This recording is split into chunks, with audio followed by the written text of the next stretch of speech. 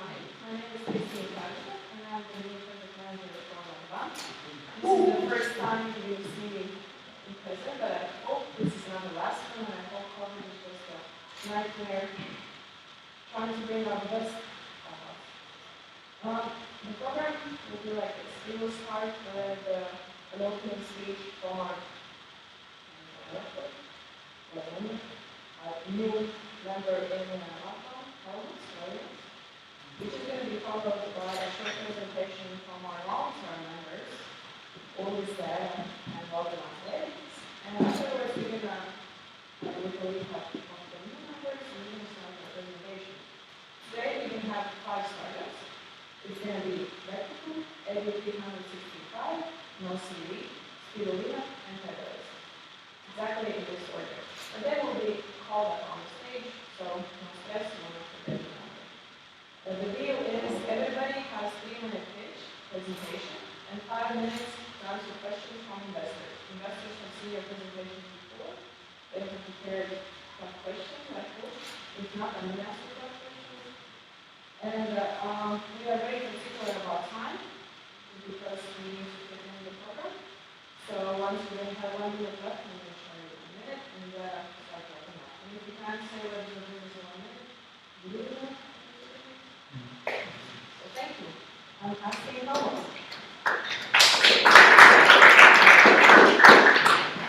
I will stay right here. Stage is too big for me. Hello, my name is Thomas Lenix. I'm chairman of the board of LatBAN Business Angel Network. I will shortly introduce myself. I have entrepreneurship experience past 6 years. All my life I have been working in several positions of construction, road construction companies. There was a short period when I took my experience in airlines industry, but starting from 2015, I started my entrepreneurship career as in project management development systems, and during that time I also had chance to make some small investments in startups. There was starting my this angel career. 4 months ago, I joined LatBAN as a member. I then did not know that I could become chairman of the board, but now we are trying to improve this organization. As one of our members once told that we have been too quiet for a long time. Now it's opportunity to bring back LatBAN as it was previously with a lot of members. About what can I say more? We hope you will enjoy this investment session, and we will be glad to see you in the future. Thank you.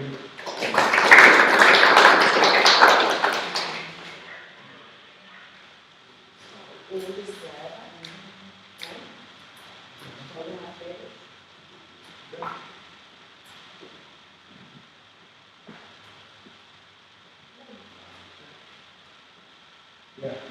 Hi, I'm Volmar. Also will follow the presentation. This actually, we wanted to share some inspirational story about how we were lucky enough to have a 10x exit recently.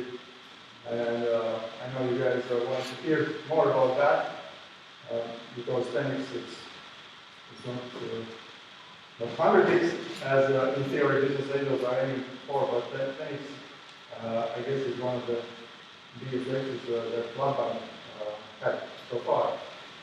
Thank you. And what we did, we invested in a Lithuanian startup in Interactiva. This is a screenshot from the company. So what they do, they provide platform, software as a service platform for simultaneous translations, or now what they call it, it's multilingual meetings.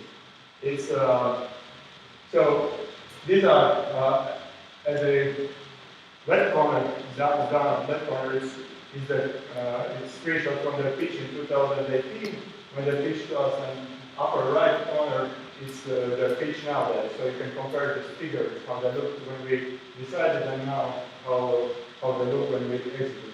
So in 2018, what they had technology which was app, which was run by app that you could use at the conferences. So in order to not to use interpreters at the booth and at the headsets, and where you have to leave your passport in order to have it. So what they did, they built an app where the sound from the stage is transferred to interpreter who might sit anywhere in the world, and then is transferred back to mobile phones of the visitors of the event or the conference. So everybody with a headset or with a phone could just simply listen to the conference. That was their product. Then you can see on the left side again two screenshots from the previous version. On the right side is what they are now. And later they pivoted a little bit during pandemics, and that's a separate question how they survived pandemics, because all the events, of course, were shut down. What they did, they built something like Zoom. We all know only that can be run in multiple languages simultaneously. So, for example, EU Parliament signed them, and they use for their meetings. So somebody is speaking, and all the interpreters in parallel are interpreting.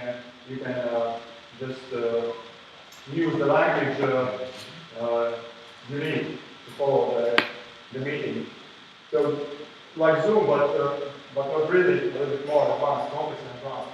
That's how they came out of pandemics, and that's how they signed EU Parliament, UN, and many more users who need multilingual platform for their meetings, events, or something like that. This is the brief journey of the startup. So the very first their product, we were not there yet, but the very first product was app for the mobile phone to use as a microphone when you are at the conference asking a question. So you might see that somebody is running with the mic. So they were annoyed by that, and they built an app where you can use mobile phone as a microphone. But very soon they came to that app, which is for simultaneous translation. And as far as we know, in the future they see themselves as the only marketplace and for all the multilingual events, including marketplace for interpreters, for events and stuff like that. We'll see. So this is their story, but our story is that Andris Bezin from Change Ventures, which is a pan-Baltic venture capital company. At one event, he introduced me with Henrikas, who is the co-founder of Interactio, and we talked, and Henrikas pitched, and I had a gut feeling that if that technology really works, then it might be promising and potential. So what I did, I asked Lineage Translations company to test it, and they said, yeah, that really works. We've seen 50 of similar which don't work, which have some lags or delays. This thing really works, and we want it as a product. So that gave us some really good insight from the industry and confidence about going forward. And So, but we also had some concerns. My main concerns, as far as I do remember, were that the market, while global, is still seems like a niche market. Events, like it's multilingual events, and as far as I've experienced, more and more events are just in English, so nobody interprets them. So that was tricky. Also, since I'm more familiar with really deep tech startups, which have really patentable, scientifically based technologies, the tech seemed to me probably not very deep, and I was wondering if that could be patentable, if how easily that could be copied or something similar built. So, but we also had maybe always we had some concerns because there was the same. But we also had some positive news, mainly from the industry. Also, personally, I was impressed by the team, by Enriquez and Simona. I've seen very few so energetic, convincing people in my life, because that was, of course, an asset. And the team seemed very mature, very convincing. They knew what they are doing, why they are doing that, and where they are going. They knew all the figures, all the facts in their pitches, in their business. So, there were no questions left about that. Also, they could demonstrate pretty rapid growth with their product of conferences. Many users, big names as well, already that year. And what was also important for us as a small business angel, that during that round, that was seed round, other big angels, also venture capital companies, were backing that startup. Starting from Change Ventures, Practical Capital from Lithuania, and others. So, three benefits from that. First of all, we were not alone, and we're not the only one who is believing in the technology. Second, we didn't have to do any documents. We just had to agree or walk away from that. But that saved us a lot of cost and effort of doing the paperwork and due diligence and stuff like that. And also that gave us confidence that big venture capital companies and big angels will probably take care of that business further on and will help to scale and help us to exit when the time arrives. That was actually the case as well as we invested in 2019 and exited already after 2 years at the next big round, Series A, where even bigger venture capital companies from the United States and UK came in. Interactive raised $30 million US dollars, and they offered us to exit at 10x. So we decided to exit. All this will further explain scientifically our considerations, because we also had an opportunity to follow on investments and stay in the business as well. Well, in 2020, we also had an opportunity to invest in a bridge round. They were raising a bridge round to get to the Series A, but you remember how tricky was spring of 2020, and taking into account that they had a product for live events. Interactive actually was on my list of risky investments at position number 1. Yeah, we have heard that they are working on some web-based platform, but that was not there yet. So at that point, we didn't put in any funds You can learn more about the A-round. They have a nice video on YouTube, interactive story. They're talking about how they got there. Also, the investors telling some stories if you're interested. I might give the floor to Ulrich to explain.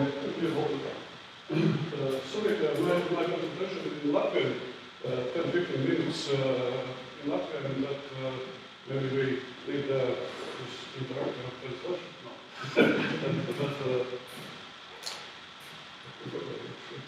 So we have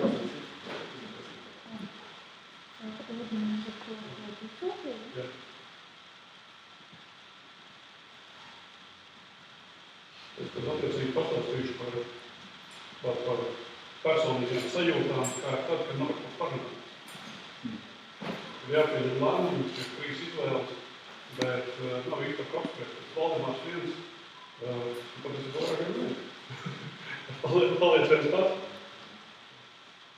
By the way, we also presented this project at LatBAN session after we decided to invest. All this was the only person who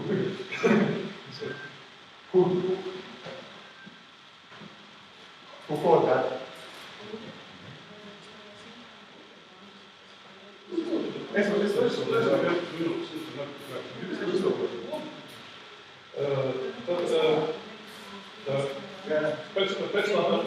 Pēc tā visa, ko Valdemārs stāstīja, I will translate. pēc tā visa, ko Valdemārs stāstīja, mēs abi divi ar Valdemāru 6.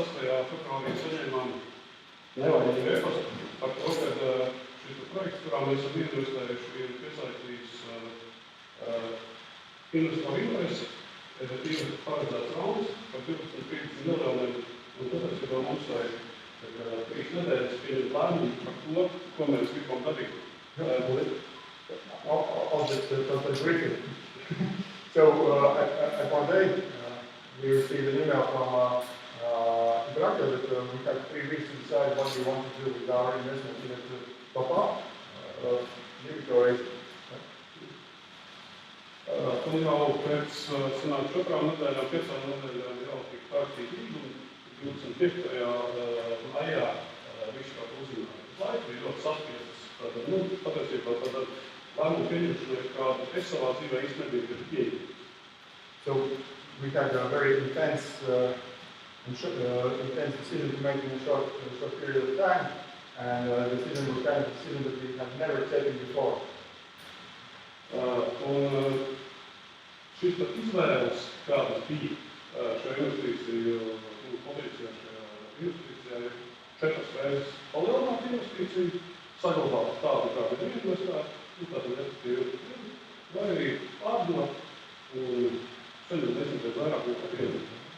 So we had a choice either to raise by 4 times or to keep it, just keep it or exit at 10.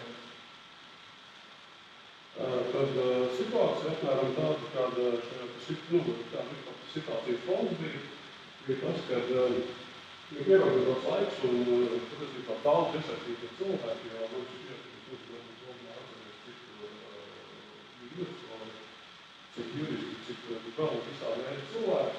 Attiecīgi visu laiku kā mēdīja informācija, jo tāpēc, ka arī sākotnēji kaut arī šis nodokļu protokols bija parakstīts, attiecīgi nebija tādā ļoti skaidra līguma, kā tas viss beigsies un kā tas notiks. During that period of time, the information was changing several times because there were a lot of involved people. They kind of, if I'm not mistaken, about 5 to 10 VCs and about 20 to 30 angels inside by that day. So, and also the deal was put together by, if I'm not mistaken, there were 2 legal companies in UK, 2 UNS in US, and 2 in Lithuania. So they were synchronizing all the things, and we had to sign this and that, or agree to this, or this that, so basically, and then it can be more automatic. Tā izvēle, par kuru es sāstīju pārdot, patiesībā tā pienāca pēc būtības tikai pēc tam, kad izrādījās, ka ir lielāks pieprasījums pēc šīm daļām vai pēc šīm raundu nekā reāli bija. Yeah, and at the beginning we didn't have an offer to sell, but we were asked indicatively would we sell if we were offered to, because that depended if the round would be oversubscribed, then we would have trouble and option to sell.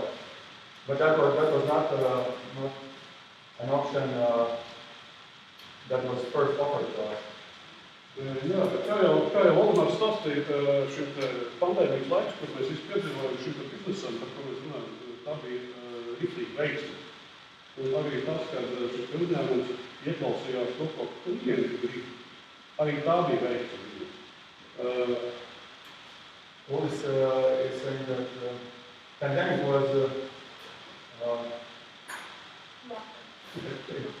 very successful period for them, opposite to what we first thought. And they were also wise enough to listen to their customers, and to meet the needs of their customers. Un vēl viena nesaistīta lieta ar šo. Arī Valdemārs, arī Girts, neatceros kāds vēl no šajiem klātesošiem, laikam ne, tajā laikā Visapā klausījās tāda Latvijā pazīstama riska kapitālista, kā Anatolijas Prohorovs lekciju kurs, par to, kā investēt startupos riska kapitālu, kā investēt, un stāstīja tieši teoriju par to, kā pieņemt lēmumus, stāstīja teorijas, kādas ir dažādas, uz ko skatīties, ko klausīties, bet mēs šo keisu nevarējām apspriest. Tāpēc, ka vienkārši bija konfidencialitāte viss, kas tad notiek. Mēs vienkārši nevarējām kaut kā teorētiski. When we were thinking about what to do with introductory investment, we also were attending together with some other LatBAN members also academic course on investing in startups, and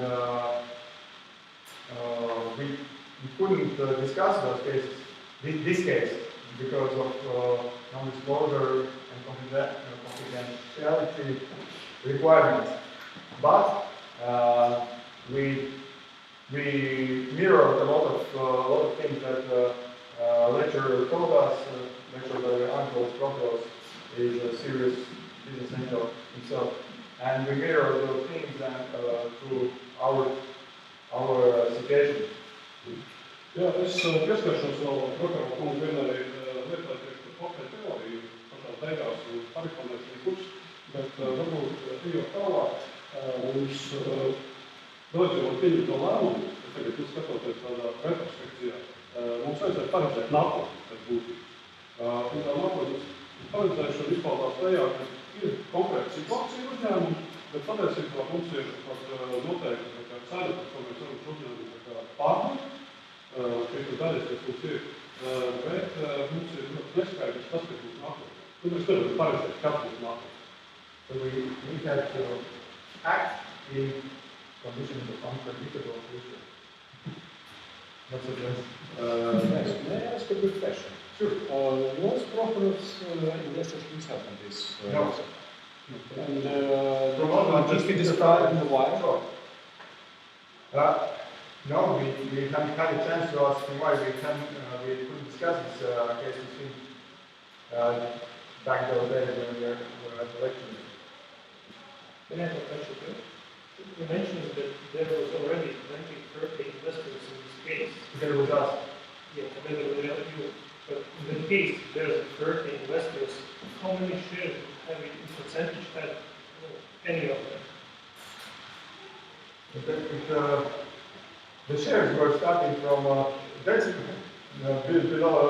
the decimal numbers. And of course, the cap table was a long Excel. But that doesn't really matter how many shares you have. The important is what they cost. Tas arī mainīgs simpātijas. Because most of them are convertible loans. So. Jā. Attiecīgi mums šajā stadijā bija iespēja eksekutēt no šīs kompānijas, bet tā pašā laikā, ja mēs skatāmies pēc teorijas un pēc situācijas vispār kāda ir pasaulē šīm lietām, tad šī nebija tipiska situācija, kad kāds no nākošā raunda iepērkstēties. Mēs varējām palikt, bet eksekts varētu būt pie IPO, pēc 5-7 gadiem, varbūt pa startu būtu vēl kāds rauns, bet patiesībā mēs nezinām, mēs palietot vai investējot vēl, nevarējām zināt, kāds būs nākotnē, kāds būs iespējas ar eksektu, cik ātri. So probably the fact that we had so many options like to stay, for all investment, and basically make things more complicated rather than to just buy, sell or stay. Jā, un noteikti lieta, ja mēs runājam par nešķirtīšanā mūsu tā ieguldījumu stadiju, tad patiesībā mēs eksponenciālo pieaugumu, ko mēs visi ceram, un skatātos, mēs katrs to varam saprast savādāk no šī ieejas brīža. Jo par atklāt noslēpumu, ko lietuvieši stāstīja Gruzijā, cerot vīnu viesnīcā, ka tie, kas ienaisa iepriekšējā raundā un eksitē arī šeit kopā ar mums valdumā, viņiem tā atdēļ bija 37. Tad šeit ir tas jautājums, kurā brīdī mēs jau līkni augšutājošā iekārta iekšā, kā mēs to saprotam. Jo lielāks nogriezis, ja mēs to saprotam savādāk, ja viņš ir mazāk, atkal viņš ir tā savādāk. And everybody has its own perspective of growth. So, for example, those Lithuanian angels that invested in pre-seed, we invested in seed. Those who invested in pre-seed and exited, they had 36s at this point already. So, but we were also thinking if we would invest now, said, what growth can we expect further from an exit? So, Jā, un nākošo lietu, par ko mēs vispār runājam, kad pērkam pārdodam, sevišķi, mēs runājam par finansējumu, naudas investēšanu, tas ir alternatīvas. Tā atkal ir teorija, kuru var gari plaši mācīties, bet principā tas ir alternatīvas un alternatīvu meklēšana. Tad principā, tāpēc definīcijas pieņemot, mums, ja ir nauda, vajadzētu būt alternatīvā. Tiem, kam kādreiz ir nauda, vai jūs ziniet, ka tās alternatīvas tik vienkārši nenāk. Es skatos, kurš kādreiz ir dalījies ar šīm lietām, bet nevienmēr ir tur viņi. So the theory about the growth is one thing. The next thing is what are the alternatives to do with money, right? That's the next thing. If you have the money, what do we do with the money? Jā. Nākošā lieta, laiks ir mums jābūt braukt un enerģijas. Jo šīs investīcijas iespējas mums nenāk uzreiz. Viņas nav pirmdien 8 vai pirmdien 2 pie mums. Jūs vien esat saskāršoši tāds situācijas.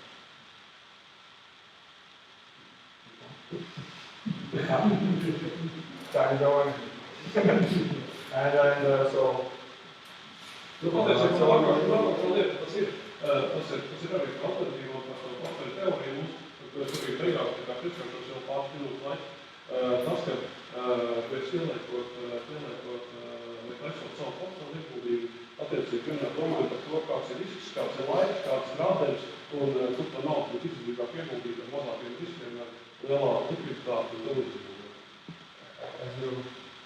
As you can see, a decision about exiting was more complicated than about investing. we had to go to university to decide either trade or to stay. Varbūt es stāstīšu ātrāk, Tad attiecīgi, protams, kad mēs runājam par riskiem un par to, ka ir alternatīvas, respektīvi arī šim biznesam, ko Valdemārs raksturoja sākumā. Es tajā brīdī, kad mēs šo labu pieņemam, es sāku sāku skatīties vispār, kas notiek šajā jomā. Un, ja jūs zināt, tad kompānija kā Google, viņi tieši vēl joprojām šobrīd testē saucamo īpašos nosaukumus bābeles ziņu, bābeles fišu. Varbūt esmu dzirdējuši par tādu tehnoloģiju, ka kaut ko līdzīgu, kā mēs saucam skelētam ausī, runājot, es domāju, latviski, ja valdināt jūs priekšā runāt īniešu valodā, viņš to sākas, un tiešā pat otrā. Un patiesībā šādas tehnoloģijas, sevišķi, ja mēs runājam par kaut kādiem 5-7 gadiem plānu investoriem, kad viņi tā kā taisās izdiet priekšā un kaut kādā veidā nogādīt par šo, tad šādas tehnoloģijas patiesībā sagrauj šo biznesu un nezinu ātri. So we also started to dig deeper into alternative solutions for interpretation, providing and all this especially reflects to Google project Baba Fish, which they are still testing, but it might go live in years. And Imperator is planning to have an IPO in 7 years, so we were not sure what the future will bring for them in terms of competitors and competitive solutions. Nākošās divas lietas, varbūt tieši ātrāk uz priekšu, ir tas, ka jums no šeit visiem ir bijuši Nokijas telefoni, kāds atcerās? Look at Nokia, and there is one. Jūs kādam ir tāds smart telefons? Who has the Nokia? Siemens. Drīz. Jā, It's almost invested in Nokia. Tas cits starpā ir paņemts izteicies no Andra Bēziņa, kas arī ir investors šajā projektā. Kad es prasīju, kāda ir nākotnes attīstīt projektam, tad viņš esot pat valdē pateica to, ka katram, gandrīz katram, arī lielam gadās pakļu. Jautājums ir, cik ātri viņš pircējās mērķis pakļu. So, Anders Berger from St. Joseph, who was chairman of the board of Interactive, he also had the same concerns we did, and about competitors and all the stuff that he said in the board meeting that any big company can fall down, and the question is how fast they will get up. Jā, un vēl viens risks ir tāds, ka tomēr šāda veida ieguldījumi ir riska kapitāla. Riska kapitāla ieguldījumi tātad tu ietēji investīcijas, vienmēr jāpēc You should always keep in mind that it might end up with zero. Es par nākošo lietu, ko es gribēju pateikt, tas ir tā mana iekšējā sajūta, ko patiesībā es tā kā atsaucot atmiņā tās domas un tās, ka beidzot es manīgi nonācu tas, ka patiesībā tiek piedāvāt to, ar ko es tiek piedāvāt. Sākās, tādas, es teiktu, emocijas. Protams, ka es jums nevaru norakstīt konkrētos darbībās, bet pa lielam Latvijā sākās domas par kaut kādu līdzīgi, ka kādiem likuši pišķis, kādiem kazino vai kaut kā līdzīgi. What's his telling about his emotions when he realized that a lot of big money is coming his way? So greed, luck, Bailes vai nedrošība, fear, vai es pieņems pareizo lēmumu. people take it on. Vēlmes negribu, es braucu ar vecu BMW, varbūt nopirkt jaunu Porsche, vai kaut ko citu tam līdzīgi. Patiesībā ir tieši tā, domas, ko varētu darīt tālāk. Alternative stuff. Un patiesībā šīs visas lietas traucē ļoti pieņemt loģisku lēmumu. Es saprotu visu, ciparus, un tā tālāk, bet emocijas traucē.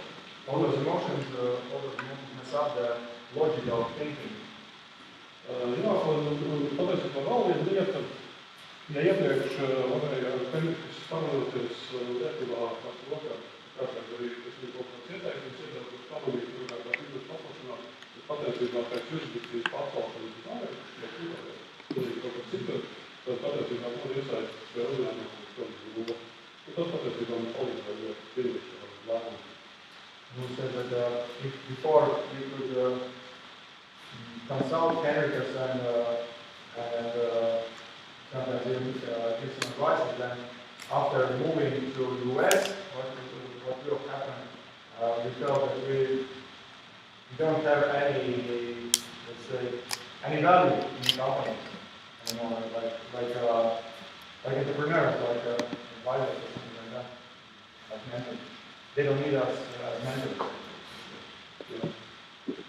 Kur izvēles uzmanību? So, how do you think the choice we made, was it the best or should it be different? What would you do? Kur piebraukt, kā pie Latvijas? You will never know. Jā, mēs ar Valdemaru izvēlējāmies trešo paklopi, jo patiesībā arī Valdemars varbūt pēc tam noformulēja to ideju, kad nekāds noliek uz galvu naudu, tā nauda ir pietiekami nopietni, kas viņam jāņem. Ir sevišķi tās visas lietas, kas pieminēja iepriekš, viņam patiesībā viss ir reāls, mēs tur izgājām cauri, ka ir vērts kaut kādā savādākā veidā.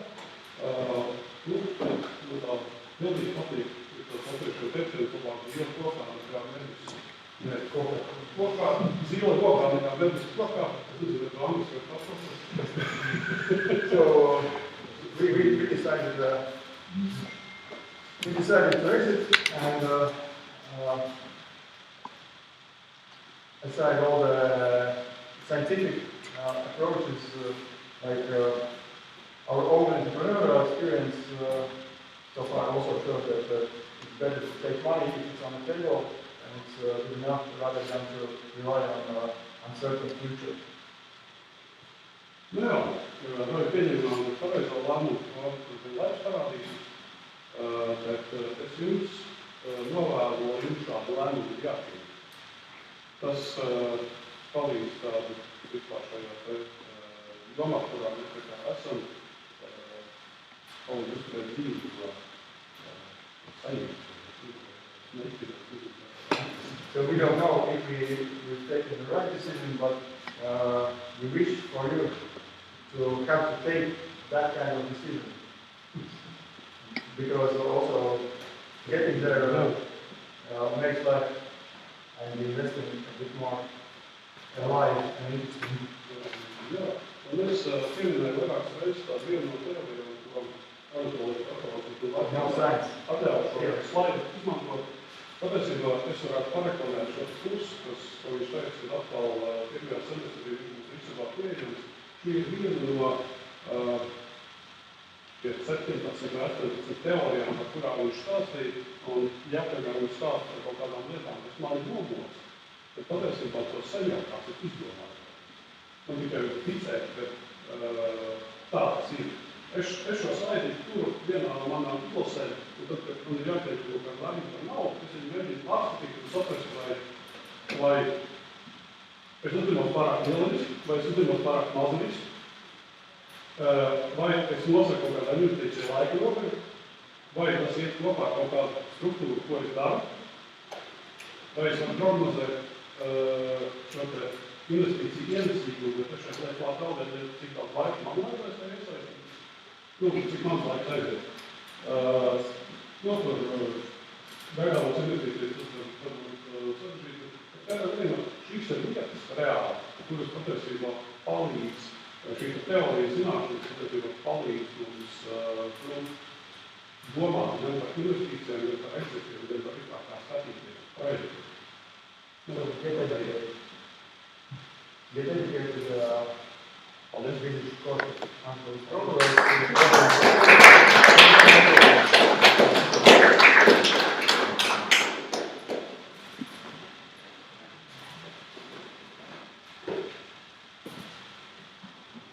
Thank you for the very informative speech on this subject. I think it's going to be very helpful for many investors, and then we can pass it on for others who want to join us. But we have a very eager CCB member, Kirill Scholz. Surprise. I want to ask you to tell about yourself, about your future views on the investments. Thank you. Only some short speech from my side. You know that my name is Kirill Scholz, or if you prefer to pronounce my name in Russian, this is Kirill. I'm from Minsk. values. And now I have been lucky from a family here to Riga, not only because of the difficulties, but because my main occupation now is private equity investor, which is not a very good idea to make your investment in Belarus or from Belarus or inside the Belarusian business for now. My background is very simple. I've been an IT entrepreneur for 16 years, and after exit from my own company with partners to American holding, I was concentrated only on venture investment in early stage startups from not only from Belarus and Russian speaking countries, but from the whole Central and Eastern Europe.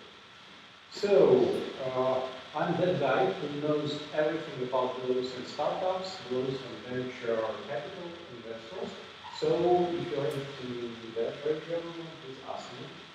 But from my point of view, I think that the success of not only Baltics venture ecosystem, but the whole Eastern Europe is the very simple formula. Smart money from the West and smart guys from the East. I don't think that I'm that particular smart guy, but I think I know some of them, at least. So this year I made only two investments in both startups. The first one is Ukrainian startup Zenu, and the second one is LatBAN startup Pokemon, AI copywriter. And I hope that being an active member of LatBAN from the next week, I hope, I'm looking for, let's say, 1 or 2 deals per quarter, only with the LatBAN members. I'm also a founding member of LatBAN, the Association, and some other venture clubs, such as the Changer Club here in Riga. But you know, the Changer is not mostly for investment, but for networking. But in case of venture investment, you know that networking is even more important than money and than your experience. I'm not a professor, as another reporter, so I cannot share my thoughts about portfolio theory. But speaking of venture investments, I'm completely sure that you shouldn't make one investment, you shouldn't make 10 investments. The only chance to see potential success is only when you are investing in 20 startups or more. And that means that you should invest in syndicates, and you should make fractions of your risk capital to smaller portions, and try to not invest everything and all the money just in 1 or 2 years. It's a better idea to spread the risk capital of your own into, let's say, 4 or 5 years of operation, because you know that fear of missing out is not a question for private business owners. It may be an issue for venture funds who are willing and wish to make all investments in the period. And when we are investing our own money, there is no rush. So thank you. I hope to see myself as an active member of LatBAN.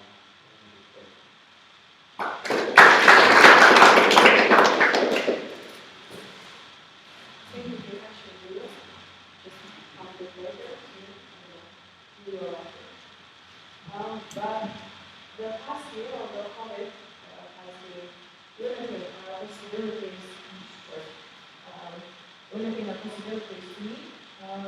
We still have had new members, and although they are not present due to all the regulations and the income, I still do want to announce them.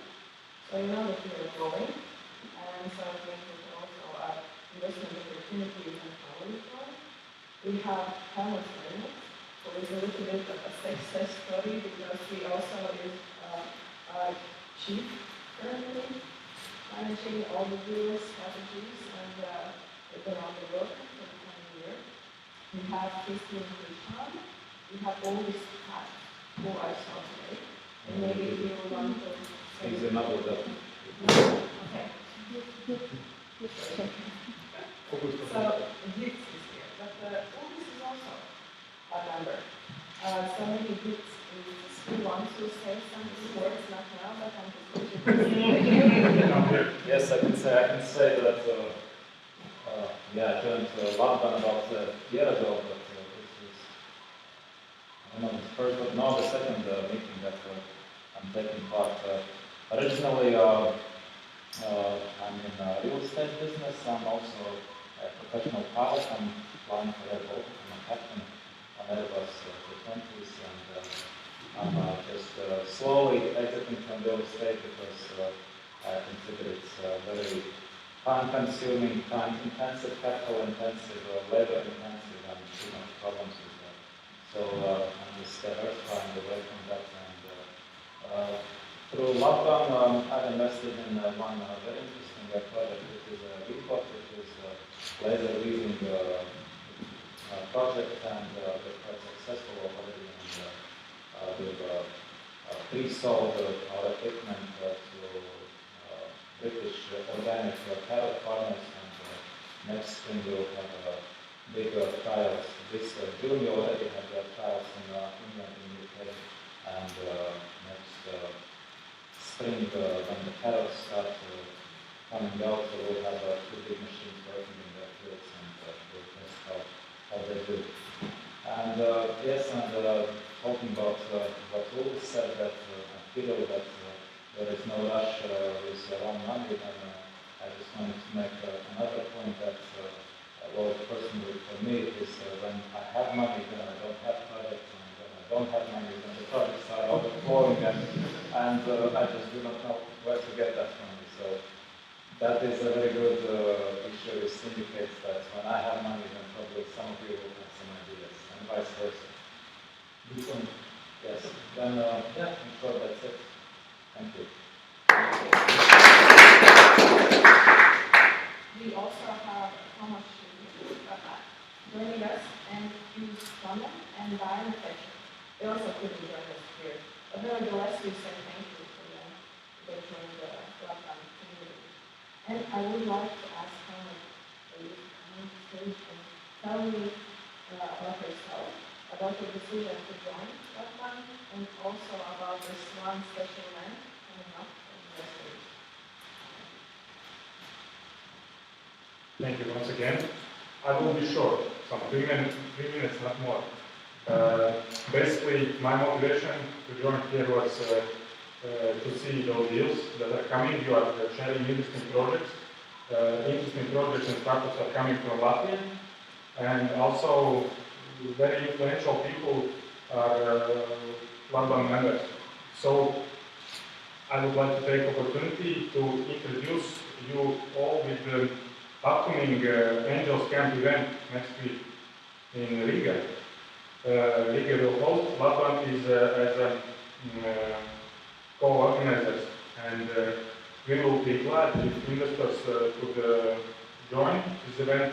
Already we have 88 participants from 4 countries, not including the Baltics, but also coming from Finland. So at the end of the pitch session, we will share the site, and we will be glad for you to join. Thank you.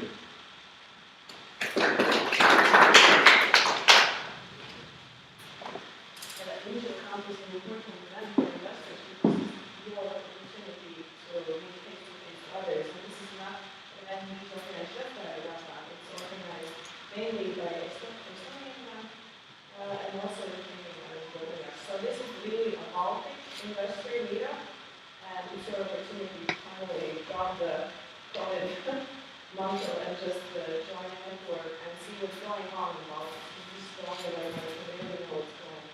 The world meeting with actual people. And we are doing on shadow, and I think we can actually start the presentation. Yeah. So, first one up is Team Mexico with the 2 members, Yaroslav Dio and Thomas Masiulis. Yes.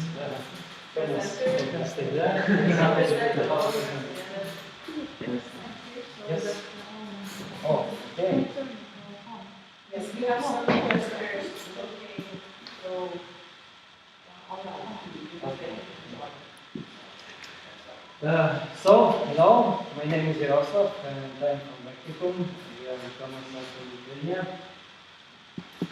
And actually, last 20 years, my career was about the business process improvement.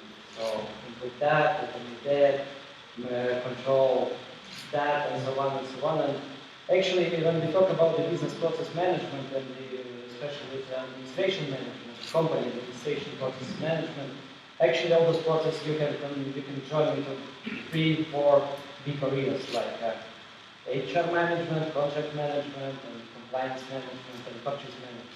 And actually all the processes, when we talk about the company administration, are about the same thing.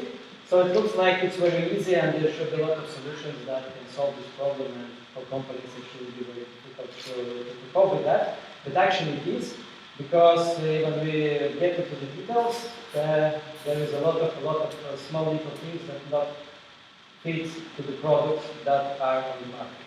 And then you have to make a compromises with your requirements of the organization and the ability to deliver by the products. On one side, there is a cloud solutions that are easy to buy and are very difficult to adopt to my specific requirements. And on the other side, there are enterprise content management system, very expensive. You can do whatever you want, and you have to spend a lot of money. And usually they are not they have a lot of legacies and not friendly for the users. And the solution for that probably sounds very simple. I mean, it's actually everybody of you knows what is the App Store. Yes? So App Store is, for me, everyone of you is familiar with them. So the App Store for business management is again the same. The company contains to select the solution they want, adopt it to themselves, have it on the cloud, easy to implement and use it for themselves. So it sounds very easy, but it took for us about 10 years with my partner Thomas to do it, because on the one side there is a lot of requirements from yourself to understand how the business works, and from the second side, there are technologies that wasn't here about 5 years ago. For example, there was no technologies to do something that we want to do. And now we are ready to launch our product about 2 years and a little ago. So this is our number of our customers. This is how we now progressing. This year we are already sold out for 100,000, and we are in profit now. So just in short, because we speak a very good time now. Now what we are looking for method to get cross-border, because now we're working on the market. We decided we need to do this on purpose to improve the product, we can scale, and to just to be sure that now we are ready to move on to the other markets. Actually, now we have about 15-20 customers in the UK. So now we need funds to go abroad. That's all. Okay? Yeah. 5 seconds. That's Thank you. Questions? Jaroslav, could you briefly describe how your sales process is? How are you attracting customers? How are you selling your solution? Yes, actually, again, very simple. We actually launched a company, a LinkedIn company, so we are attracting customers to meet with us by the conference call. Then we don't make any presentation. We actually don't have any presentation about the product. We just made a demo. We just immediately showed the demo how the customer will work in our system. First, we have usually we do the short discussion about 5 minutes, what exactly the customer is looking for, and then we immediately show the demo, and not me, now we have a salesperson who do that. So we teach him, and the sales cycle is about 4 months, but actually now we did a record, the sales cycle was 3 days. And last week we closed 3 days of deals. That was again quite a nice day, nice week was. This is our sales cycle and implementation actually as well. When we talk about the companies, when we talk about the small medium companies and implementing such kind of products, usually company expects that it will take years, half year and so on, and in fact it takes a couple of months. And this is again, we implemented, for example, with the company PT.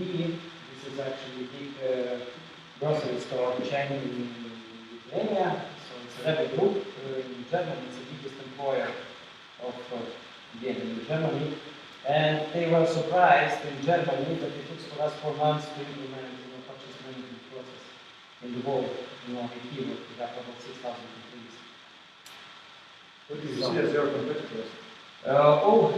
There is in Lithuania, to be honest, we have no. That's probably the reason we grow so fast. But in the international market, there is a lot of them. Yes, you can call Zoho, for example. Thomas, maybe you can help me.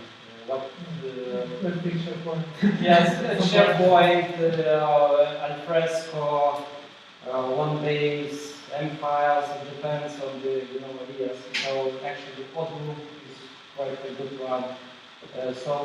Yes, there is a lot of them that works in some similar areas and so on. But there is a lot of little details that differ us from our competitors, and this is actually makes a lot of difference.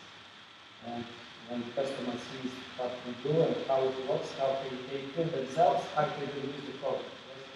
So this is a huge impact. And again, the product is based on the Google Cloud, and it's utilized Google Computing Services. So for us, it's very cheap to run the system. It's very easy to scale for us to just people money to run the whole system. And all the companies, our customers are doing cloud. Do you see, for example, Google as your competitor or Google? acquire? Yes, it's one of the exit strategies in the long run.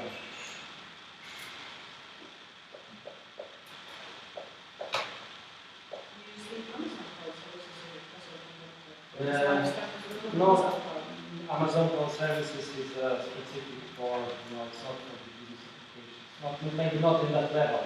They're a little bit lower at the platform level. We are in the business basic, user basic. So you're currently raising 400. Have you already gathered some commitments? Yes, we have commitments. We actually started to raise money a few days ago. Yes, we have a commitment from the 7 branches from Lithuania, and actually we committed a bit earlier, and we have a commitment from this meeting with my major investor.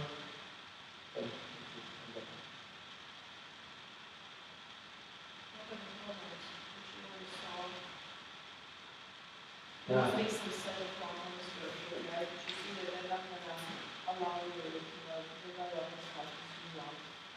The problem, yes, there may be for us to scale, maybe.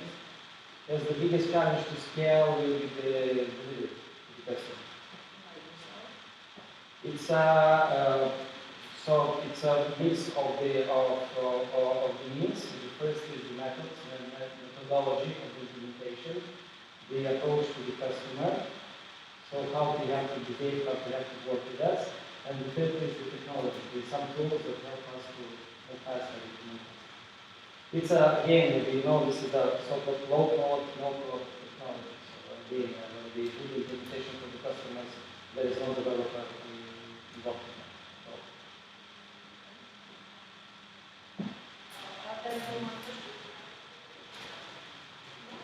Thank you. Thank you.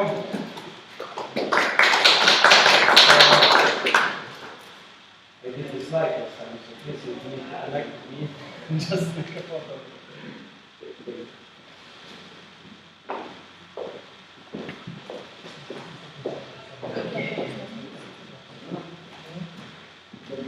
So next is 365. .com. If we 365.com, that Oscar is just eager to jump on the stage right now.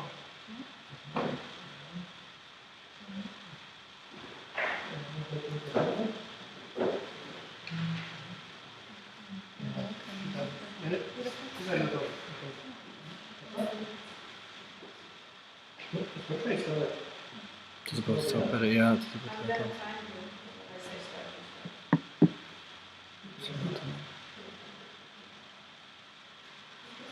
Okay. ND365.com is must-have business tool for schools, students, and for businesses. It's one of the last areas in edu technologies not yet properly digitalized, well, until now. Target audience of EDI is internship managers from the businesses, education institutions, and of course, students. What's unique and very different about it is that it's built on a critical business functionality. It solves very real and very persistent business problems. But the full potential in it lies in scaling it out to become an international social network. Network where focused and meaningful socializations take place. I'm talking about education to business and business to education socialization. Okay, but why would the students be using this social network? Well, for starters, they have no choice. Their profiles are being created by education institution because it's the only way they can search and engage with companies the most appropriate way for their interests and internship needs. And of course, because they will meet EDI daily to fill in their internship diaries. Okay, but why would education institutions would be using this social network platform? Well, at the moment, schools are becoming like Tinder. They waste a lot of time and energy to allocating students to companies. And deciding who gets who. This model is wrong, and EDI already has fixed it. Bureaucracy in internship management process goes digitally. It's estimated that education institutions can save more than 1,000 man-hours using EDI. And education institutions will finally have the, so far, impossible capability to monitor what their students are doing on their internship. This is a breakthrough achievement for schools. And why would businesses be using this social network? Well, because continuous e-commerce presence is the precondition to receive constant and high-quality stream of interns. And because this is a powerful tool for promoting their companies, publishing vacancies, evaluating applications, and choosing who to hire. And lastly, because all the bureaucracy of internship management and company planning and reporting, which is really important for companies, goes digitally. This is the journey we're on. We have run already 2 pilots in real-life environment and hope for complete success. On September 1st, we went public. Today is only the 8th day operating the EDI, and it's already used by 4 education institutions, among whom 2 are the biggest technical schools in Latvia. By the end of this summer, EDI will be used by all Latvian technical schools and colleges, but we will not wait for Latvia complete onboarding during the next year's Q1. We will go to Lithuania and Estonian schools as well, and by next September we'll be already in all Baltic schools. Meanwhile, we have identified the needs of universities, and we will adopting this network so it will be more relevant for them to use as well. And the phase 3, of course, is to scale and get it across whole Europe. We're offering 10% of company equity for 330,000 euros. The funds will be used for development, digital marketing, and digital development. There are 9 people working on this social network with 4 founders among them. And we are not alone with this journey. We have fantastic partners supporting us in our journey, LDDE and Corpus Digital. Thank you. That's all. Let's make it happen. And we had 10 exits. Let's have more now. Is RTU Connect part of your system? Once more? Data technical university is part of your clients? Sorry, I couldn't answer the question. You said that you have some universities using your system. Technical schools and colleges right now, we have a little adoption to be made, so universities would be willing to use them as well. We have spoken with them, yes. What's your business model? Okay, so I was hoping for the question. Okay, so the legal entities, let's take an example, is let's be really pessimistic. There's like 200,000 companies. There are actually companies that be really pessimistic about it and say that half of them are offshores and inactive companies. So that leaves us 100 companies in Latvia. Unofficial statistics of LDBT show that 75% of companies think that interns are not a solution but a problem. So that leaves us only with 25% of those companies. which really wants interns. Those are our users, but the paying customers would be only half of them. It's 6% of the market, and this percent will generate us 190,000 euros a month with our subscription. Here you can see and this does not, this pessimistic scenario does not include revenues from advertising. And this generates turnover in Baltics to be at 2023 more than 6 million, almost 7 million. And by 5 years company evaluation, that's 33 million, even more. So we offer 10% we offer 10% of that, which is 3.3 million in value, only by 1/10 of that value. That's our business model.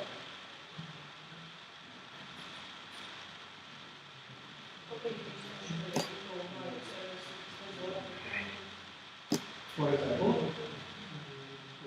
one.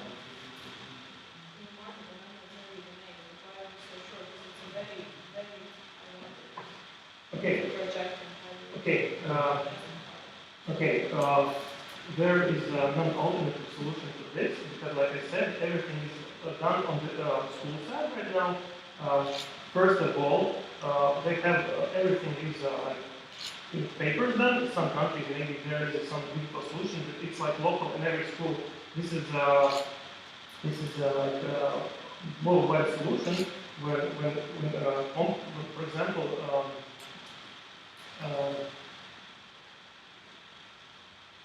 Education institutions are really happy for it because, like I said, it saves them more than 1,000 hours yearly. So basically, for example, from school side, if for managing 1,000 interns, if you had like 100 internship managers earlier, one internship manager in school can manage 10 interns from school side. And now 1,000 interns can be managed by 6 people, for example. From the business side, there's a lot of benefits for them taking interns. In LatBAN case, for example, if you want to take intern, you can get paid up to 270 euros for one intern. Before us, you should do all the reporting on the paper and like make the full calculations in Excel and then send it forward with LDC and other institutions, reports and that. Now everything is digital and automated. So basically, you just take interns, get some benefits or money, and everything, and we cover everything else. It's a win-win for everybody. And but the main thing why we're doing this is students, because before school set up students with one or other company, and students just get what they get. Right now, there is a system where they just log in, see the list of vacancies, companies, and they decide where to go internship. Imagine that some technical school kid right now going into some LatBAN company, but for example, maybe open these vacancies and go maybe to Amazon. Why not? Why don't take this internship there? Everything is digitally now. Because now it's a pandemic time, this is the right solution, the right time. Schools love it, they already is onboarding, students use it, and entrepreneurs as well. Yes. Thank you for your presentation. I checked your homepage and there's listed that when entrepreneurs take the practicum, they get financed for that. How does that work? There are several programs. Right now in Latvia there are 4 programs. If you take interns, in the case of 2 of them, you get paid I don't know how to say in English, it's okay, but you just get monthly payment for them because you are helping educate them. So who is paying? Who's paying for that? From different funds, European funds, from government. We don't do that. We just outsource all the paperwork for businesses. We outsource all paperwork from education institutions. No more papers for one or for other. We outsource the papers for students as well. If they would do everything in papers, now it's only an application. You just click some buttons, which you did a report, and that's it. Everything digital. But the main benefit, which I mentioned, maybe I said it too fast, for schools is that they get the functionality they had never before. They just couldn't have that. They see what their interns are doing on their internship live. Because before us, the interns go to companies, they write everything, they do the diaries on paper or something. The company in schools maybe only after half a year know what they have done there, maybe everything is wrong. Right now, every day there's online monitoring. If the system does the monitoring for schools, and everything is okay, the system says, okay, everything is fine with your interns. With around 1,000 interns, everything is okay. When there's a problem with one intern, he don't show up at the company as an intern, or maybe he has a bad elevation from the company side. There was only a red flag for the school, and the school knows, okay, here is a problem. Here I must call and find out what's happening. Right now, they're like blind moles. They don't know what's happening. They must call 1,000 interns every day and ask, everything's okay? Have you been to the company? Have you done the work? Is everything fine? This is all solved here. And that's why everybody, better schools and entrepreneurs, okay, students, they just don't have choice. School is with one upload doing Excel with users, they already have made their accounts. The schools love it and entrepreneurs love it. Okay, thank you.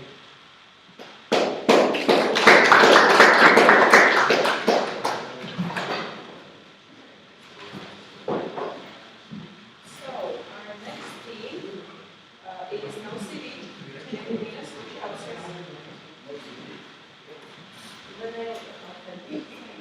no CV and also, I guess.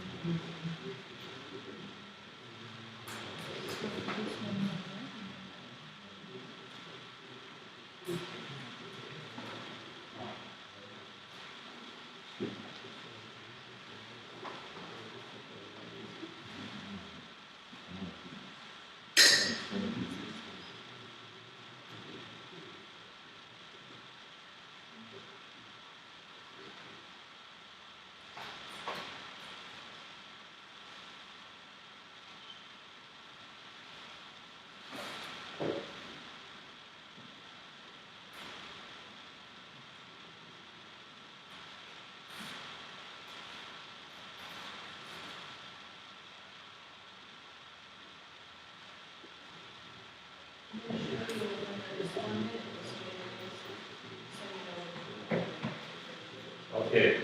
Hello everybody, thank you for inviting me from Vilnius. And we have some technical difficulties, but I'd like to present the innovative candidate attraction and management platform, which is called NoCV. So, what problem do we solve? There are two sides of our problem.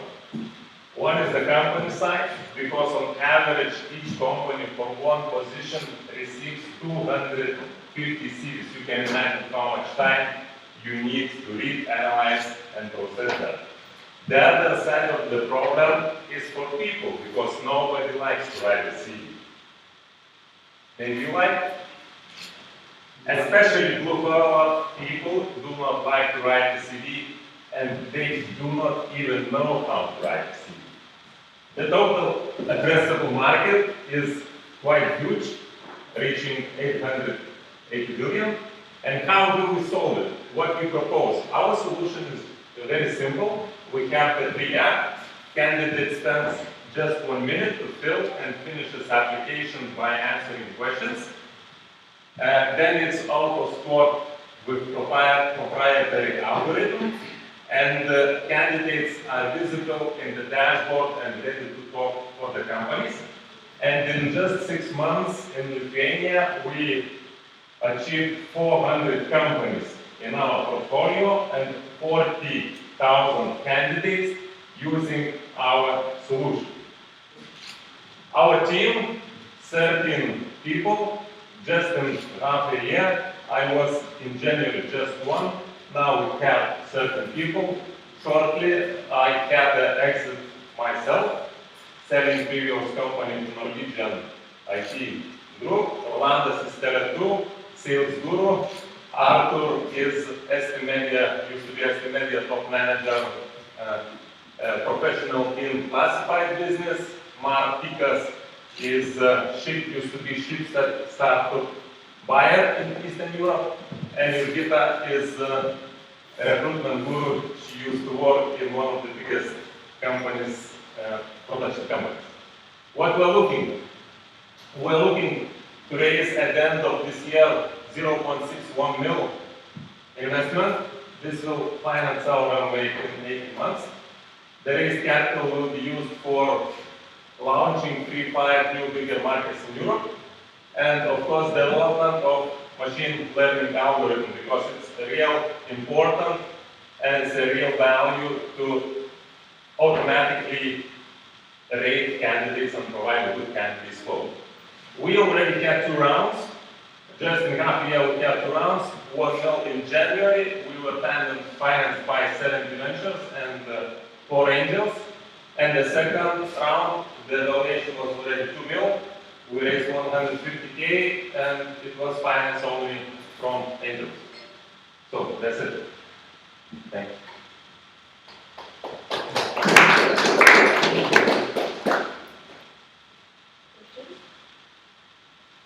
What type of positions can you serve?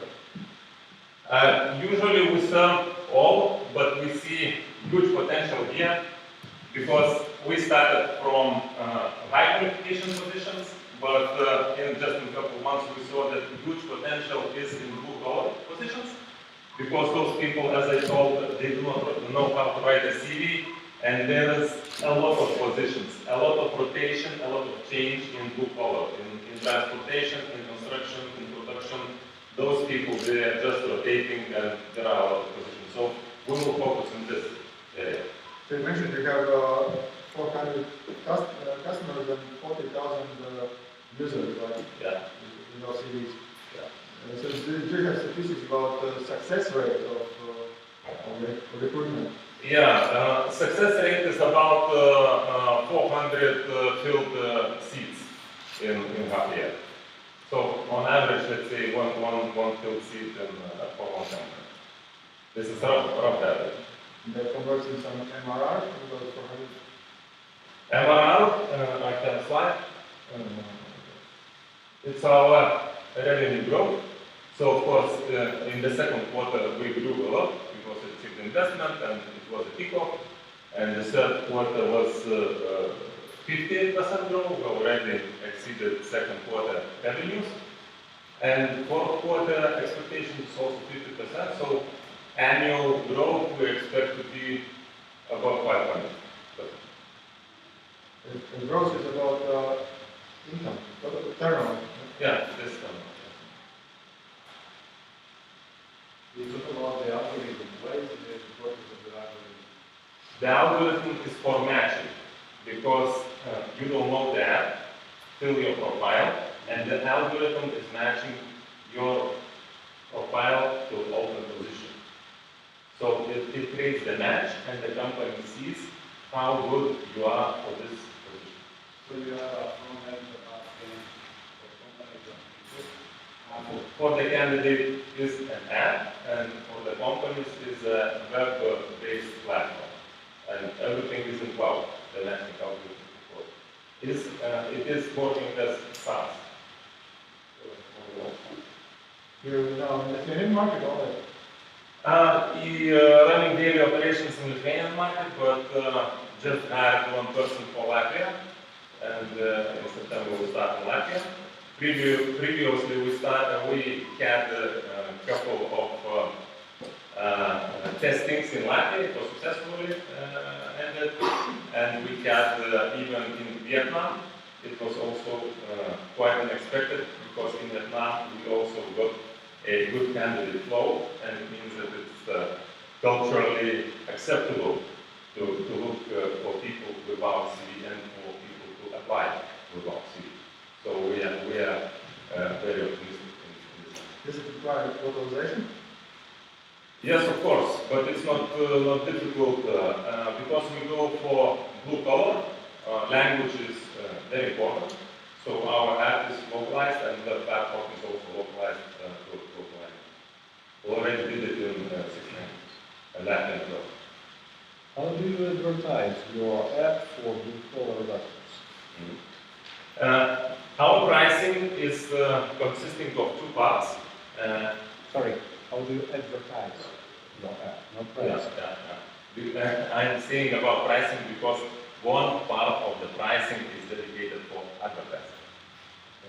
Each job offer in our platform is advertised to social networks. Why? And what networks exactly?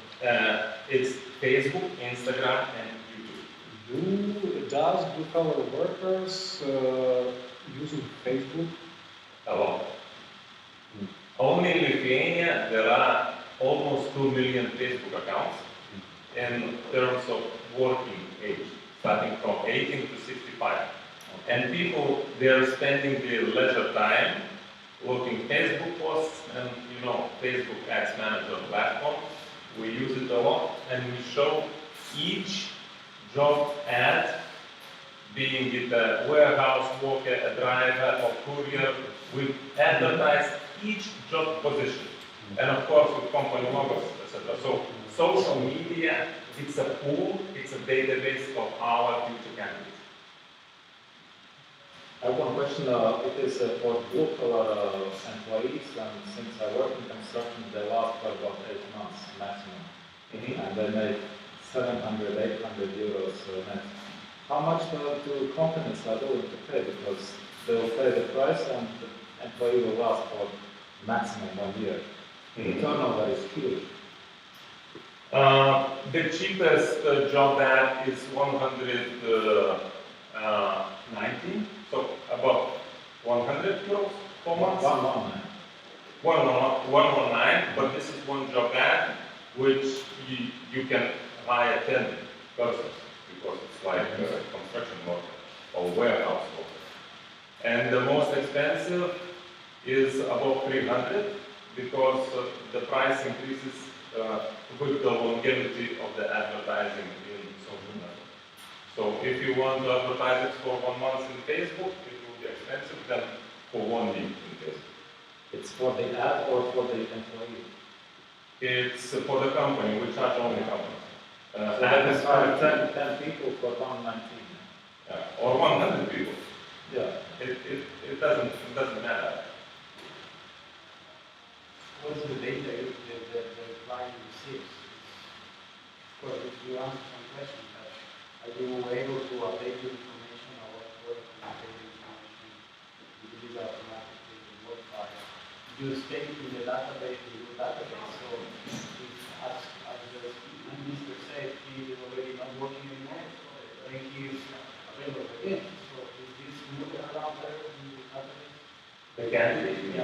Yeah. A person can apply for multiple positions, basically. If a person is matched to 10 positions, one person can apply to 10 positions.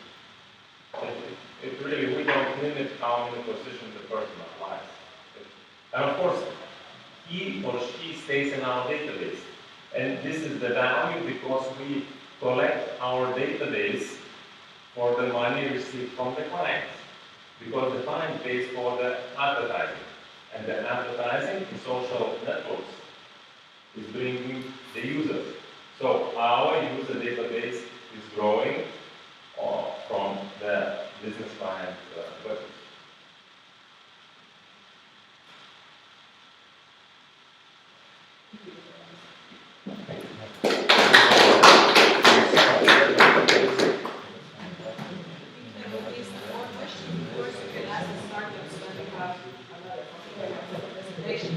But now I want to ask from Spirulina Nord to come please say it.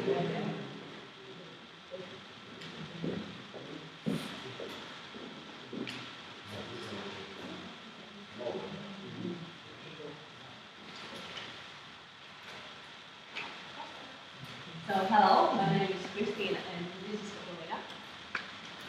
Spirulina is oldest organism on our planet. And due to this microalgae, it is possible to be as here because it produces oxygen. Spirulina is superfood, it contains more than 200 active components, iron, vitamins, antioxidants which reduce inflammatory fermentation and gives you energy. Traditionally, it's cultivated in open ponds in tropical area, but the problem is contamination. A lot of microbiological contamination, and also one of the quality criteria is here of that example. And to bring it here to decrease microbiological contamination, it should be dry. But during dry, usually it has a bad smell, very bad smell sometimes. And the biggest problem is that the nutrients are lost till 80%. And we can, this is possible to get very fresh and nice spirulina if it's used fresh. And it's possible because of our innovative cultivation system, which gives you very fresh, natural taste and smell with very high nutritional value with locally produced spirulina. So this is how our system, 1 unit, looks like. We're already ready for scale up of our technology.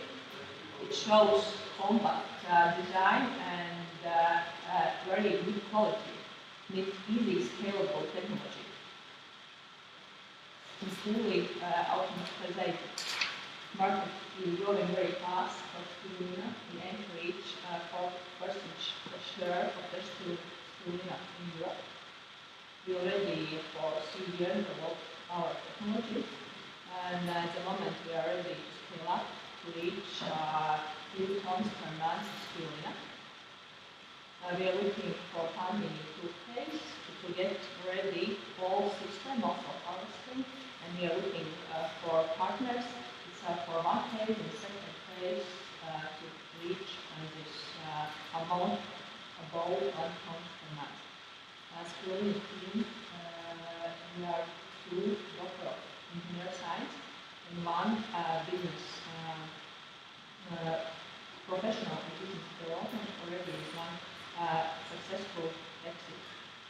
So, thank you, and we already have the first products in the market, including shows that energy boost, and at the moment also we are looking for energy to bring market because spirulina, like other, like something like coffee and tea, gives you really great energy.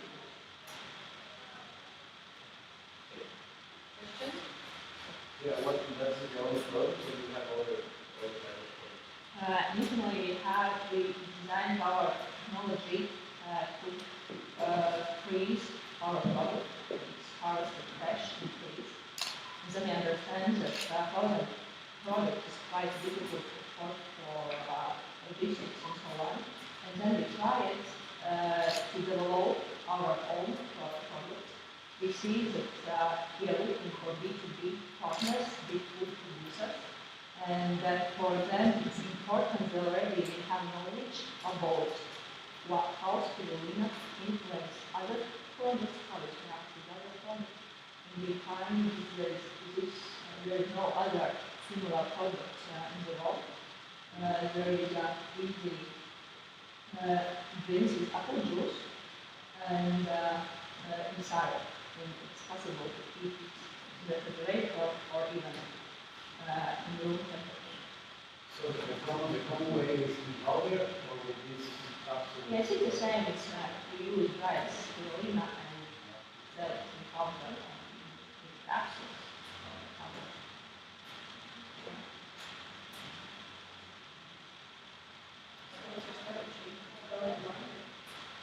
So our strategy is to talk with food companies. Spirulina has very great properties, how it's possible to improve qualities of already existing products.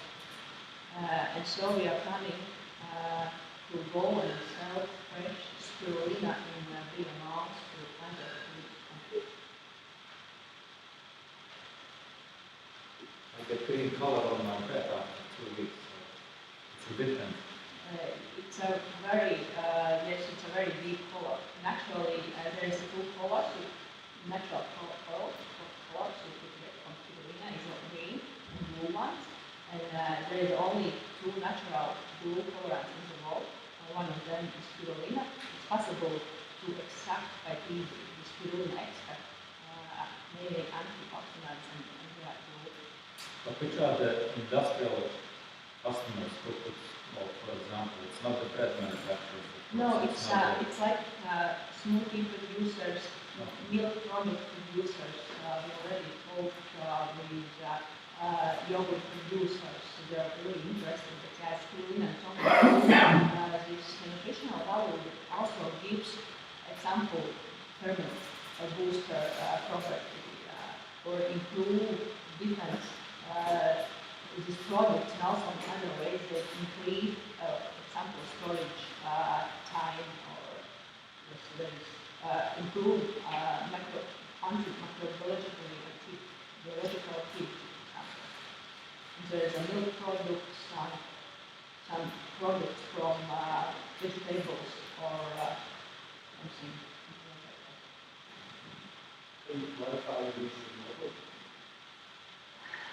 So yes, we are selling fresh spirulina. At the moment, we are selling also products to see how customers will react. We are gathering information, feedback, what they can tell about spirulina, and we are combining all this information and are coming to go to the business, like Walmart, for example, the big producer. We are trying to sell large volumes of fresh products. So you are a raw material provider. Yes, you see, there's we already talked with few investors, they offer also, because our know-how is technical.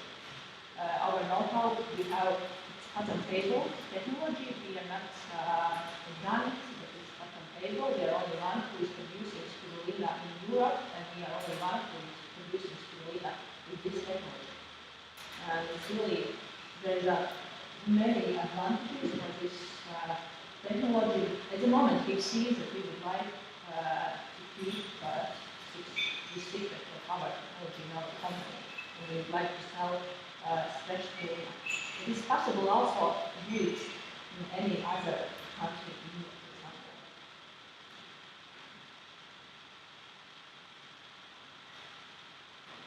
Thank you. There are no more questions.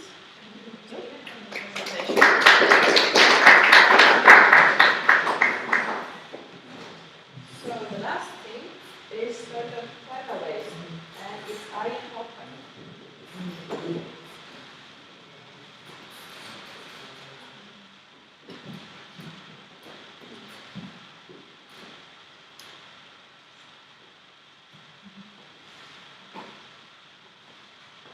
Hello everyone, my name is Arjen Hoffman, and I'm the CEO and co-founder of Terrorist, a next generation waste remediation company. So our mission is to get rid of all the waste and reduce pollution by turning non-recyclable waste into tangible value for businesses and governments to bring future cities and villages. So these are some facts about the problem that we are facing nowadays. So we are producing approximately 2.01 billion tons of waste annually, and approximately 86% of that is non-recyclable, which means that most of this waste is either landfill or incinerated, and we know that, of course, that's not really environmentally friendly. And these landfills are responsible for producing up to 850 million metric tons of CO2 annually. When we are looking forward, global waste is expected to grow up to 3.4 billion tons of waste annually. And overall, we are looking at the market size, so it is evaluated at approximately $2 trillion US dollars at the moment. And it is, of course, expected to grow by 2.3 by 2027. So what is the problem? Yeah, the biggest problem is non-recyclable waste, and Terrorist has created a solution. Loop HTL, that's an innovative technology which is based on HTL, or hydrothermal liquefaction process. So if you can imagine a huge pressure cooker type of a device, which is boiling waste, so that's exactly what we are doing. So, if we are taking such waste like plastic, food waste, AD sludge, or RDF, that's the whole mass of waste you can see in the background of the picture, we cook it for approximately 30 to 45 minutes and we can generate output, such as bioplastics, biofuel, aquaculture feed, or different types of products. What is the thing that we are most proud of is that we are going to create an engineering solution for loop HDL that is going to be a self-sufficient system. We are going to reuse heat and water in a loop in a circular system that way saving resources needed for this technology to work. And here you can see a approximate sketch. So we would have mixed waste, we would shred it, then add water and heat, and then a reaction would take place, and after that we would generate synthetic oil and recover heat and water in a circular system. Our team is born in a commercialization reactor, in a matchmaking event, and yeah, so together we are bringing a whole set of skills from entrepreneurial, scientific, and management perspective, as well as business perspective and circular design. So yeah, of course there are a couple of other companies in the European world that are that have created similar technologies to ours. But the thing is that they are focusing on producing biofuel from organic materials, and we are the first ones to take up the challenge of recycling mixed and wet plastic waste. So business case. Yes, the main pillar of our activity is going to be reducing the amount of waste that is in landfills and that is generated annually. So how we are going to generate revenue is by licensing our technology and selling it to the third parties such as governments, waste managers, cities, and also I forgot the last one, sorry. Yes, and the other part is that we have a broad knowledge of HCO process, so we are going to take our technology client by client and we can suggest the type of technology that we have to apply to their specific problem. For example, if you have wet waste, then we will have a different set of technology for this type of client, or if you are dealing with wastewater, for example, then it's going to be a little bit different from that.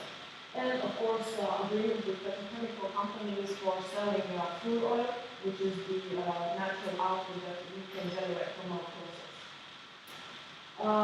Yes, our dream is to have a circular economy for plastic waste. So this is something that we are going to work towards to stop extracting fossil resources from the earth and to stop incineration and landfill. And through Loop HDL, which is a chemical recycling technology, bring plastic waste into the circle and keep reusing it and not polluting anywhere.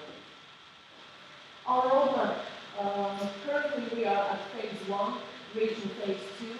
So our journey started in 2018 when a group of scientists developed Loop HDL technology in the UK. They tested the prototype in India in 2018 as well. And with this prototype, they actually proved that we can recycle, in fact, plastic waste, different types of organic waste such as cow manure or microalgae, and we can produce crude oil as an output.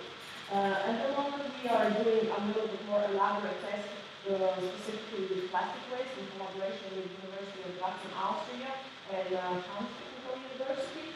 And yes, we are moving towards phase 2 when we are planning on manufacturing semi-industrial pilot plant which would recycle approximately 100 liters of waste per hour.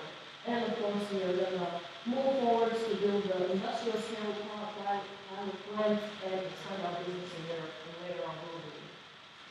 So, according to EU directives, why this is important at the moment is that European Union has stated that by year 2025, at least 55% of all the waste has to be recycled. And these numbers increase up until year 2035 with 65%. And the most painful part, I would say, is that 10% of all the waste can be landfilled only by year 2035. and currently it's approximately 65%. So we are dealing with a huge amount of reducing to do, and we are going to have to do that. Yes.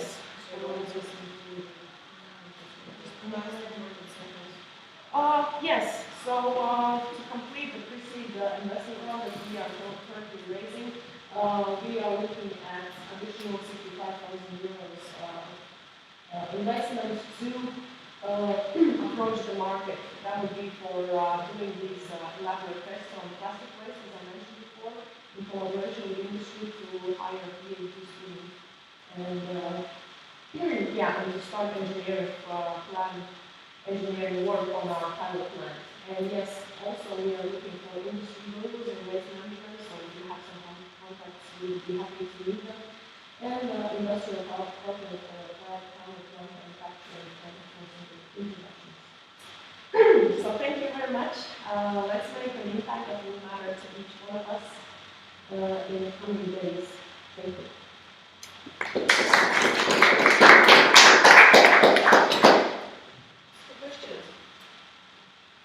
Have you had any validation with industry?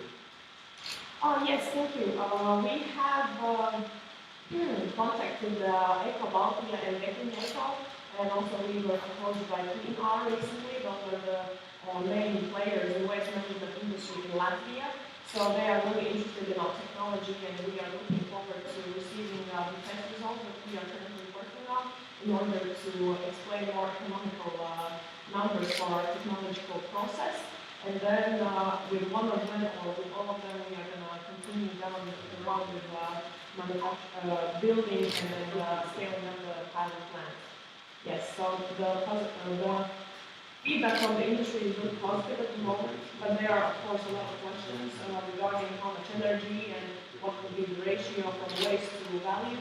So yes, we are currently working really hard on answering these questions, and hopefully by the end of this year we are going to have these answers, and then we will definitely move forward. And also we have had a couple of interests from Austria, since recently we were participating in an acceleration program there. Yeah, there are a couple of waste management companies there, and as well we have been approached by Mercedes as part of their sustainability study and development. So yes, we are going to have a collaboration with them probably in the next following months, let's say that way. What is the waste of the waste? Yeah, okay, I see what you mean. That's a very good question. So that is actually the thing that we are proud of. With Loop HTL, there is no waste. There are no leftover waste. Yes, from our process. We can utilize every last milliliter of the product that we develop during this process. And then in this case, what kind of waste we can do to the we can recycle almost any type of waste, starting from plastic, textile, wood even, agricultural waste, if you can imagine everything that happens in cow farms, right? So they have a lot of manure leftover, haylage leftovers, so we can recycle all of that and generate either fertilizers or food oil or even char if we are changing the parameters from the process. So this means that we need to store the waste? Minimally. Basically, if we are looking at plastic plus some organic materials, then no, we don't need to separate. The only thing that we should separate is remove all sorts of rubbers and metallic substances in the waste stream. That's all we are doing. Is it the test? Is it the shredder? And are you using water in this process? We are using water. So you can imagine that there's a huge pot, right? So that's the original technological system, how it was. You put in, let's say, plastic waste and a little bit of some hay or whatever. You add a little bit of water, you seal it, you close it hermetically, like nothing happens, nothing can get in there. You bring up the heat, and because this pot is hot, the pressure rises, and we can add a little bit more pressure through the outside source as well. And then in really high pressure, in a high temperature together with water, it boils for half an hour. Then we decrease the pressure. Decrease the pressure, decrease the temperature, and then out comes the crude oil. So you need to use actually water as a natural resource to actually Yes, that is true, but at the moment when we are collaborating with Getting Eco or Eco Valtia, they actually have this problem that the waste is already wet. For us, that means only one thing, that we have to add less water, because the landfill waste, when they are usually incinerating it, they have to dry it first because the percent of moisture that's in the waste is really high, it's up to 40–50%. And for us, yes, as I mentioned, it means that we need to add just a little bit more water for the process to take place, and that's it. Are you shredding and compressing and making a new item? No, just shredding a little bit because, that will make the process faster, but technically you can just do the shredding as well. If you can imagine, if you have to go whole potato or, cut potato, it takes a little bit less time than the cut potato, so that's what does it. So yes. How much time does it take to create this kind of solution? We are being realistic at the moment, we are looking at approximately 1 to 1.5 years, 1.5 years, yes, to the pilot plant to take place. Then we are going to do testing in the pilot plant to figure out the regimes and everything, how it works on a larger scale. And then, of course, comes the scale up and collaboration already with close collaboration with the industry. You mentioned one of your slides that we're going to buy a reactor. Yes, that is, we are currently in the process of purchasing a reactor because these type of reactors, they are like this big, half a liter of this pot. My question, sorry, to clarify, so it means that other person can have access to your technology? No. These batch reactors, they have been in laboratories for almost 20 years. But the thing is that none of them have commercialized it yet. And we are looking to scale this up and make it in line as an inline reactor, right? So we are looking at batch reactor, and this is only for testing purposes, so that we would have an in-house laboratory, so we wouldn't have to outsource our tests as we do at the moment. So that's why we are purchasing a reactor in order to have our own reactor. And that's why we are looking to attract chemical engineers or chemists who could be an in-house scientist for us that could do testing in longer period of time for different types of waste. And for specific customers, for example, if one of them comes to us and say, hey, I have this particular problem, can you help us? And then we go to him and say, yeah, let's test it. Let's see how the process works, and then we can give the answer, what is the outcome and how we can help this particular client. So that, for those reasons and purposes, is the reactor. One more question. For example, if you burn tires, it has more burning value. It takes more time to burn this. Yeah. Then does it mean that how you handle the tires? Have you ever thought about Yeah, tires is actually the thing that we can't recycle because of the chemical compounds. Probably Kristen will be more qualified to answer to this question, but yes, that is one of the things that we can't recycle, unfortunately. Due to some chemical reasons. Yeah, thank you. Thanks, everybody. Now, the process is that we will ask the startups to do it. So No, they this just is not the message, just to ask additional questions, investors and projects. 20–30 minutes, it depends on the situation, we will see, just feel when there are no So let's things say to 20